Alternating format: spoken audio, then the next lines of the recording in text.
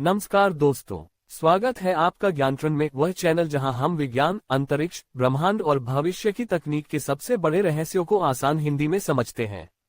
अगर आपको ऐसे ज्ञानवर्धक और रोमांचक वीडियो पसंद हैं, तो चैनल को सब्सक्राइब करें और बेल आइकॉन दबाना न भूलें।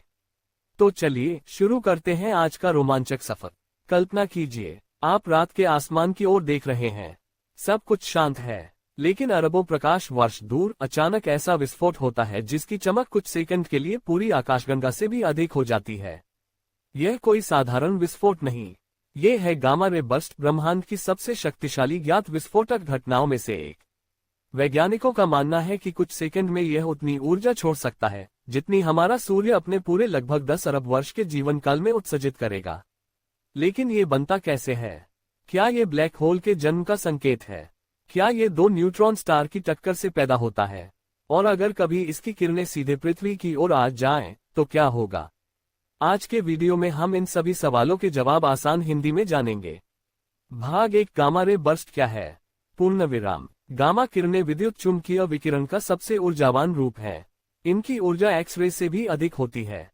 जब अंतरिक्ष में किसी अत्यंत शक्तिशाली घटना से अचानक बड़ी मात्रा में गामा किरणें निकलती हैं, तो उसे गामा रे बर्स्ट GRB कहा जाता है।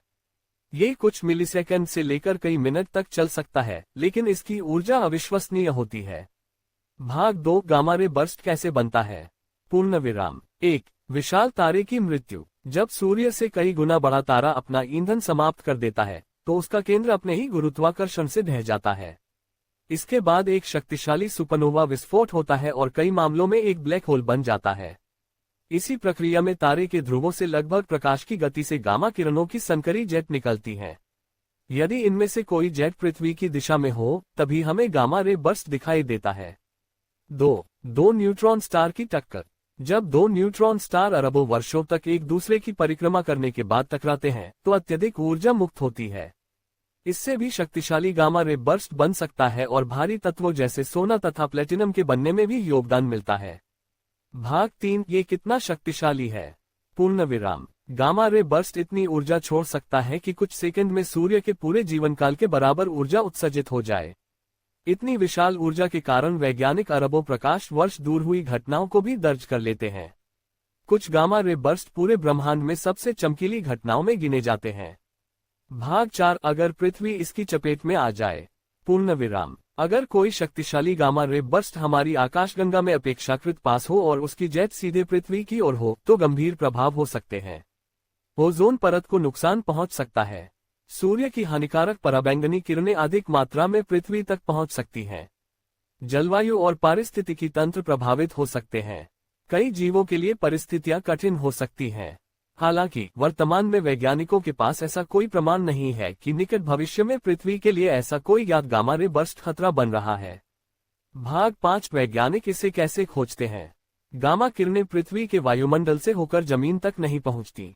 इसीलिए वैज्ञानिक अंतरिक्ष में मौजूद विशेष उपग्रहों और गामा रे वेधशालाओं का उपयोग करते हैं।